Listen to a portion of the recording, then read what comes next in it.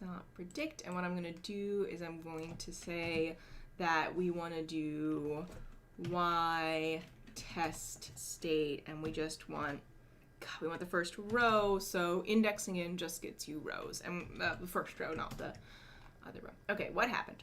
K neighbors classifier, oh, right. I guess I'm just going to start typing and then pause and wait for it. Dot neighbors, as I remember, and then dot K, nope, K neighbors classifier, that's what we're looking for. Excellent, okay. And I think I actually don't need to specify anything because 5 is the default number. Let's give that a shot. What happened? Y is yell. Input contains NaN. Noted. Okay. So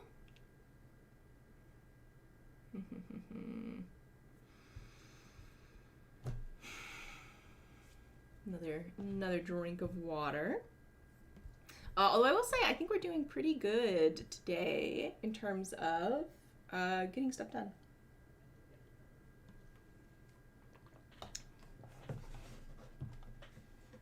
Also, someone else who uses my internet connection has a meeting right now, and I think I'm going to go back and figure out when these meetings have been happening and also when my stream is disconnected, and I think we're on to something. I think it's just capacity problems. So, anyway, all right, so we got to remove missing numbers.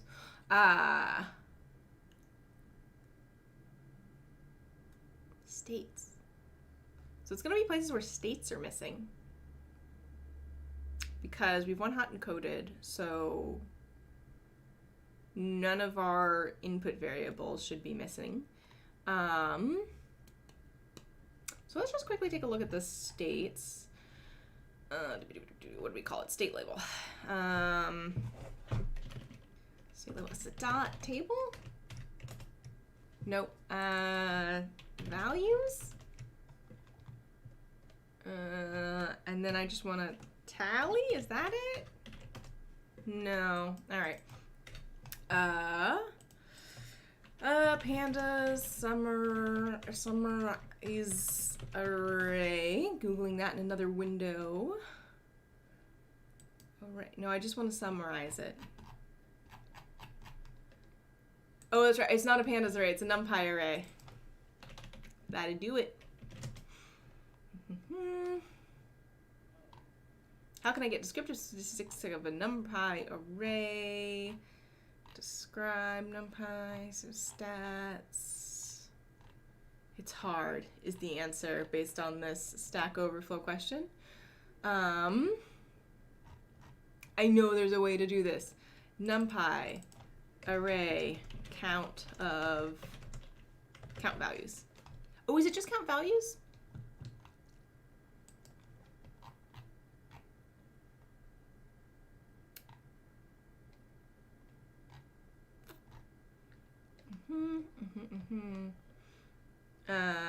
Collections counter. There's definitely like a different thing.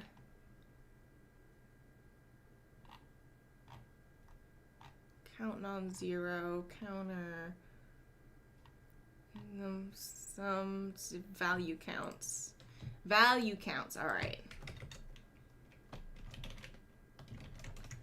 Yeah, there we're looking for. All right. So we're looking for NAs in here. A, B, B, C, Q, C. Hold up. This is in Canada. These are Canadians. What are they doing in my data set? So this is Ontario, British Columbia, Quebec, I'm assuming, Alberta, probably Nova Scotia, and New Brunswick. Yay. I'm proud of myself for having Canadian geography knowledge. Is one of the states called NA? Is there a state that has the abbreviation NA? List of U.S. state abbreviations. That's what I'm looking for. All right, let's pop this up. Let's take a quick little peek. I think that's going to be our problem right there. All right, M. And no, there is not actually. So it would be right here between Montana and Nebraska, and there ain't. And then here are, you know, the places that we just decided should belong to us, not the people who live there. Okay, it looks like none of those have a state code of NA either. So where are these NAs coming from? Oh, and folks are helping me out, saying count and describe our methods for that. Thank you. Hi, Simone, or Simon. Andrew says, woo, Canada. Yeah. I live in Washington State, which is quite close to Canada. And in times when travel was more common, I would often go up to Canada and, you know, engage in Canadian activities. I don't know. There's a ferry that goes between Victoria on Vancouver Island and Seattle, and it's a really nice little, you know, weekend. Go up to Victoria and get some like tea.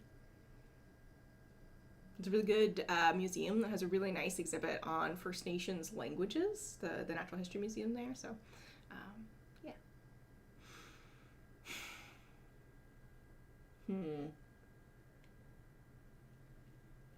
Some more water. Where are the NANs coming from? I think there's a way to just look up the number of NANs. Count NANs in pandas. I know there's also a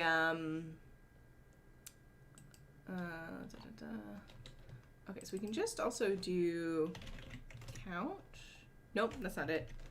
Value counts. All right, and then let's also try our other one. So actually, let's just try X train and Y train, because that's where we're getting the problems, right? There you go. Attribute error. Data frame has no attribute value. Oh, it's got to be by column, huh? All right, I'm not interested in doing that. Let's just try the Y train state, see if it's in there before we keep hunting. This is exactly the same as what we just did. Good job, Rachel. State type. Okay, that's not the problem.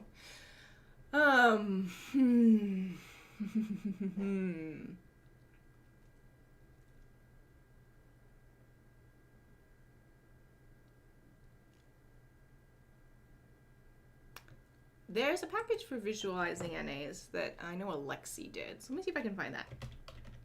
Alexi, visualize NAs. We used to work together at Kaggle.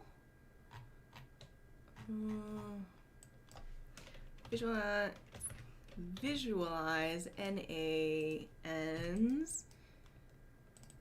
NANs pandas. Visualization, any value is NAN, blah, blah, blah.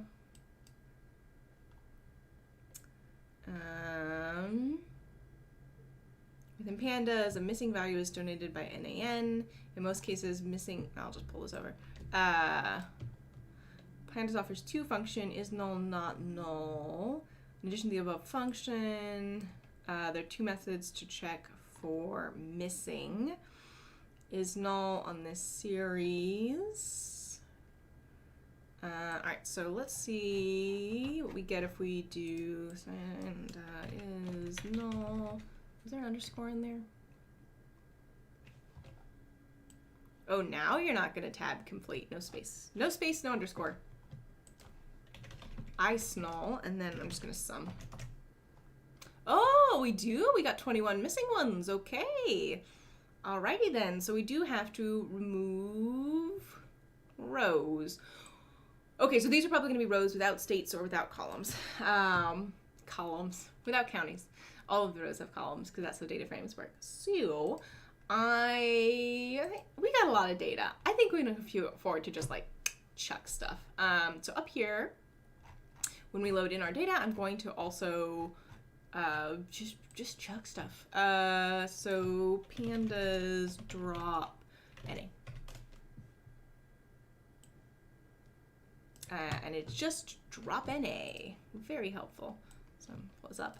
Oh, I love to scroll through this link tree. I hate it. I hate it so much. I don't know why the pandas documentation is like this.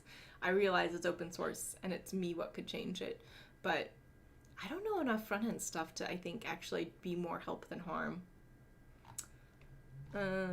Determine if rows or columns with controlling, blah, blah, blah. Okay, we want to drop by rows. So, oh, and that's the default. Okay, so we're just going to do .drop NA and see what the shape is. So, data.shape. All right, and then data.drop NA, dropna.shape. Function object, oh, right. Okay, so we lose 50 rows out of 47,000. I am 100% fine with, I know that there's a way to pipe things in pandas, but I also remember it being weirdly more work than just doing this sort of thing, so that's what we're doing. Bam. All right, so now we should be able to run our classifier without getting the problems that we're getting. And we didn't lose any columns, which is great because I do want all the columns. And we're not going to be doing this stuff. We don't need to do that. We don't need to do this. Peace out. Actually, I can just get rid of you entirely. So let's encode. Oh, okay, so there's definitely some sort of caching going on there because it was much faster this time. And then if we look at the head, everything looks pretty good, fantastic. And then we're just gonna split again, and then we're gonna train. Oh, here. Okay, but the model do work, so that's nice. Just gonna run that again so we get rid of that nasty looking error. Fantastic. And then let's just try the predictions. Now, is this not gonna get me just the first row? I know we just worked on this.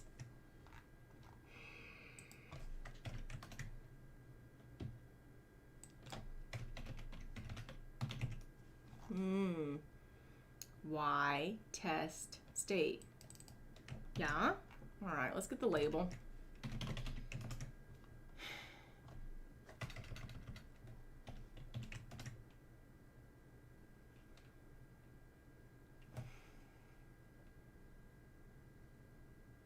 One dimension. We can't index into it. Why? Why? Rachel, you frustrated? Yes. I don't get why rows and columns are treated so differently. To someone who has used spreadsheets, that makes little sense. Hi, Benjamin and Robin.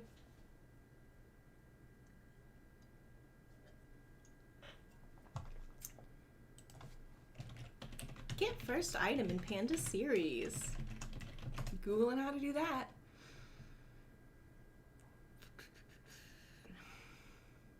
Oh my god, do I have to say items?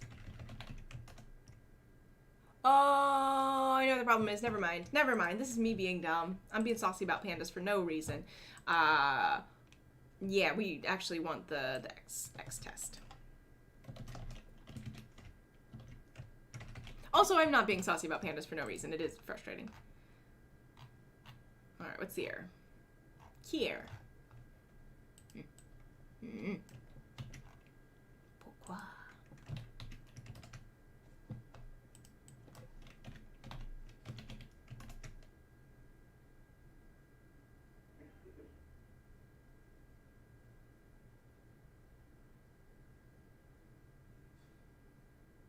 That's too narrow. It should be 175 columns across. All right, something's funky. Rows, columns.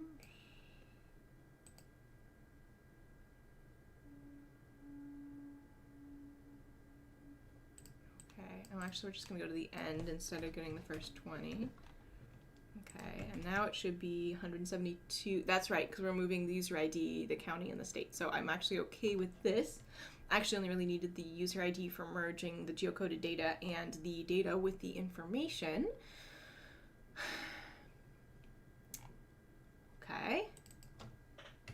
I can't just get the first row? Do I have to say slice from the beginning to the first row? No. Oh, and then it's counting the number of rows and not working by index the way the rest of pandas works. I'm not pandas, just Python. That's like the way that Python works. Not a huge fan. Okay. So it was different. So, okay. So adding the slice, and we have an error, and the error is that I'm sad. Ugh. Query data dimension must, oh, okay, I see. So we fixed the problem and then we didn't retrain the model. So let's retrain the model and then hopefully be happy.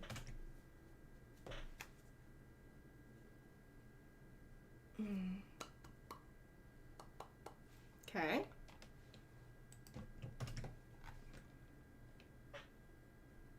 State. All right. Okay, that's working. That's good. Robin says, I want to be as talented as you, man. These days actively being a Rasa developer. For chit chat. Oh, fun. I don't know, I think I'm an okay Rasa developer. I see the stuff that our community makes. I'm like, wow. I don't know that I could do that. I mean, maybe I could with enough time. So I feel like there's lots of really, really talented Rasa folks out there, which is great.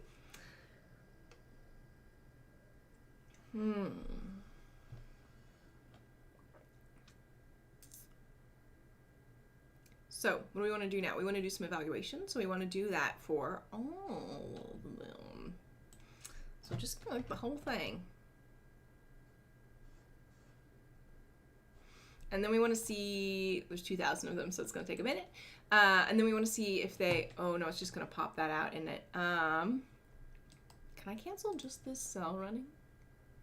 Interrupt kernel. Nope. Clear all output. Nope. Show variables active in Jupyter. Oh. I don't think this feature works. I've definitely defined some variables in Jupyter. Maybe it's like kernel level variables. I don't know that I have any of those. Save. Oh, I do want to do that. Thank you for the reminder. Nope. Right. Okay. And then I just want to find the overlap with the actual answers. Convert and save to Python script. Oh, that's fun. We added that at Kaggle, actually. A good feature. Okay. So, Robin says, Yusta makes really great videos. Yeah, she does. It's Juste, I think. Yusta. Although I'm also very dyslexic, so spelling out loud is something I literally have nightmares about, so don't quote me on that. How do I do the overlap again? Let me just quickly gonna like check something up. I'm just gonna look something up real quick.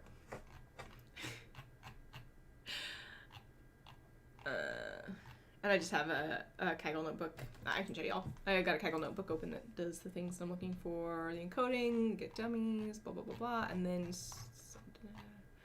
validating.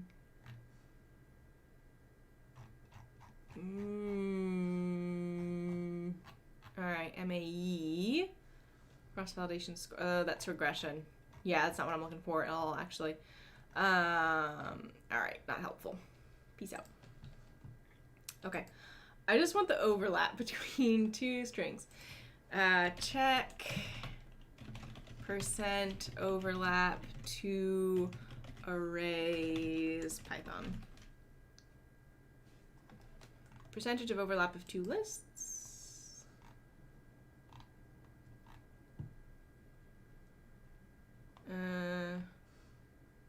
Set, nope, that's not what I'm looking for. I'm looking for like the exact same answers throughout.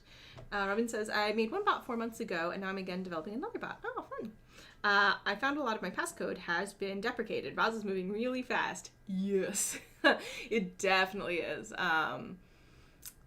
Yep, I would recommend updating. Although I feel like it's usually we do a pretty good job of like being like, hey, we've deprecated this and there's a new thing that works better.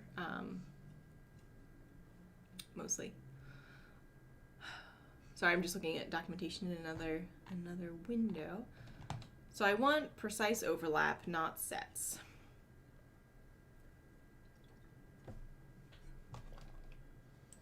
I think the fastest way is going to be to do this on like a little bitty sample. All right.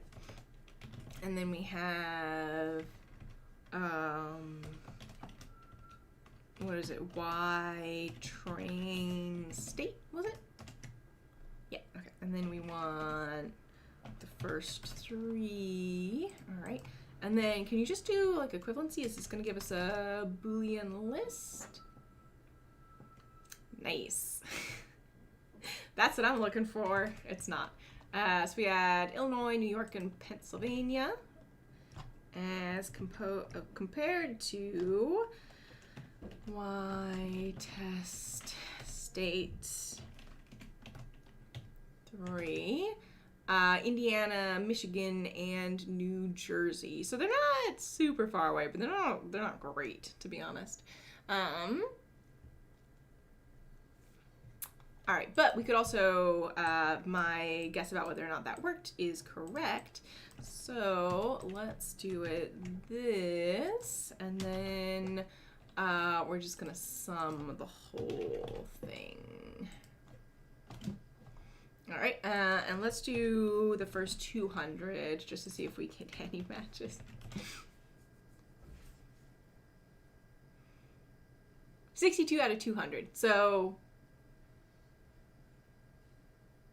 that's definitely better than our first pass. So if you were here for the first pass, for the first model, we had about 0.5% accuracy. It was really bad. And this is closer to like, I don't know, like a third, 2/3? No, about a third. About 30% accuracy, which is not bad, you know. Yeah, especially for something that's sort of like fuzzy as this. I think that's sort of fun. Yeah, okay. The other thing we were talking about doing is maybe doing top 3. Actually, before we do that, let's do the county level. So I expect the county level to be worse. And I think we can, let me just make a new cell here. Below is the top 1 implementation using cosine distance. Seems to work okay, but would require sharing the data, which is not what we're interested in doing because I don't have permission to. Robin says, could you please share your GitHub? So there's actually a link in the YouTube description to the assistant part of this project, not the modeling part, unfortunately. But I will move the modeling code and you know,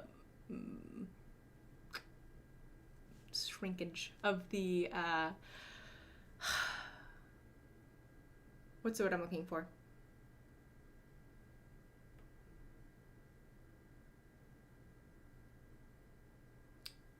You take an object, you convert it to a binary, serialized. Woo, that took some thinking. A serialized version of the model we train in the repo at some point. First, we got to get it working though.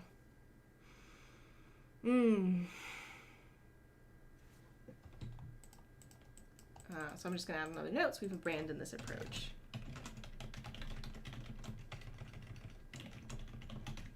All right.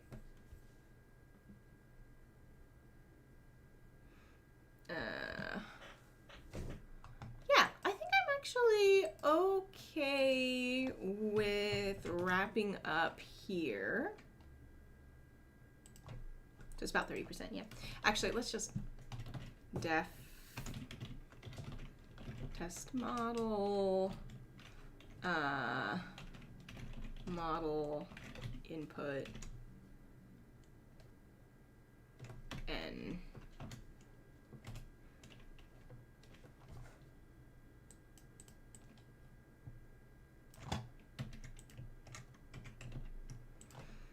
Eval equals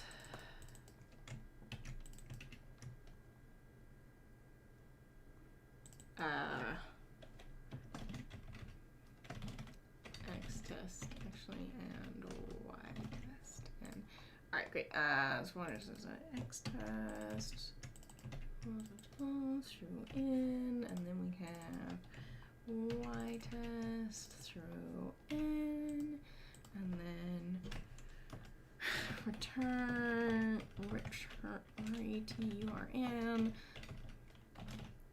sum eval divided by n, just to make our lives a little bit easier. All right, so hopefully that runs with no errors. Fantastic. And then we can just use it for our model evaluations piece out of here. So what we're going to do is test model, and then the model is state 5 and n. And then we have x test as our testing data, and then we have y test state as our ground truth, and then our n was 200, so this should give us 31, or 0.31. Fantastic. All right, so that's what we're gonna call it a day here. I'm getting worse at speaking, which I think is good evidence that I'm about ready to be done. Robin says, do you have a PhD? I can build OK bots, but really struggle when tweaking internals. I do have a PhD. It's in linguistics, which I guess does help with tweaking internals. Yeah, so my sort of base advice for trying different parameters is definitely keep track of what you're changing. Know sort of the expected way that changing parameters will change things. So like just changing some parameters will get you sort of like a, would that be logarithmic decay? And so you're going to get additional bonus. For example, making your model bigger, you're going to get additional performance really well for the first little bit, and then it's going to get worse. So you want to do like sort of more aggressive early stopping. Other ones are going to have sort of a parabolic effect where you're trying to like get accuracy, so your aim is to find the bottom of the parabola, or the top of the parabola, depending on your metric. So look into the information on how changing a different parameter will change sort of this class of model in general. Keep track of what you do, and there's a lot of tutorials out there that suggest using grid search, so sort of like spacing things out evenly and then moving through the grid. At least empirically, it looks like grid search is less good than random search. So if you have your sort of decision region for your parametric values, randomly sampling from that space seems to work better than doing grid search and moving through it methodically. Again, just empirical. That's a Kaggle tip for you. Yeah, and start with smaller models would be my other thing, so you have a chance to sort of like fail in a very lightweight way a lot. And yeah, have fun. Make it a game with yourself. Okay, time for me to go get another coffee and do the rest of the work that I have to do today. But we have a model that doesn't not work, right? It's not bad. It's not giving us ridiculously wrong answers, which was the problem with the first model. It's giving us like sort of things that are a little bit similar. So just to give like states in the Northeast were also sort of similar to other states in the Northeast. We didn't get any Western states, but I'm not super upset with it. Actually, you know what? I am curious. Let's see what happens, what we get if we do k equals 3. Because I remember k equaling 1 got us pretty good result. Unexpected argument. Are you sure about that?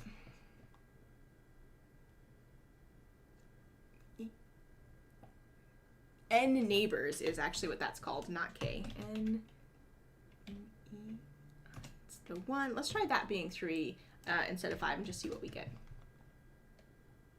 So you would want to lower the number of neighbors when you have a particularly sparse neighborhood, or when you have lots and lots of classes.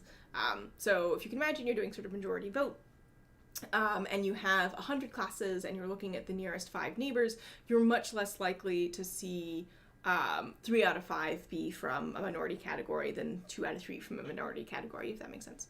Just because the way that the probabilities compound. Conjoin? I don't remember if that's compounding or conjoint, or if that's joint or compound probability. So we were looking at 31, 26. Okay, so it looks like, just based on this very small sample, that's not helping. So I'm gonna go back to I'm just gonna go back to the default, which is 5. Okay. Yeah, I think I'm gonna call that there for today and go work on it, and also see if I can figure out if there's a pattern to my stream disconnecting. I think there might be. And thank you everybody for joining. Cardinal says, you're amazing. Would love to see more people live seeing your stream. Oh, thank you. Happy everybody's here. Your videos really helped me a lot. Thank you so much. I'll take your approach. Good luck, Robin. Yeah, just, you know, sometimes your model will get worse, and it's just, that's fine. It looks cool. Robin says, also wish I had one t-shirt. Oh, this is a Rasa X t-shirt. We did, I don't know if we have any ways to get swag right now that are giveaways, but I believe you can just buy them. Let me double check that before I just say wrong things.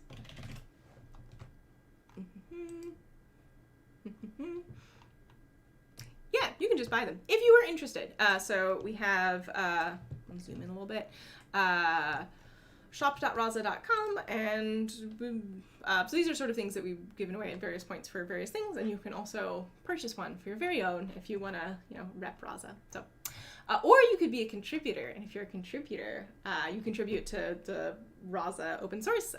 We send you swag. So if that's how you want to get your swag, I would be delighted to see that. All right. Thank you very much for joining today, everybody. I'm gonna call it a day. I'm gonna get another coffee. I need it. I will not be streaming next week. I am on vacation. I'll try to remember to update everywhere. There should be an announcement on the YouTube stream, but the reading group on Thursday is going to go ahead with Vincent and Maddie, and they'll be continuing to read that social and ethical implications of conversational AI paper. So lots to look forward to there. And then I will be back not next Wednesday, but the Wednesday after, and we'll continue to work on this project. All right. I'll talk to y'all later. Thanks so much for joining, and have a great week.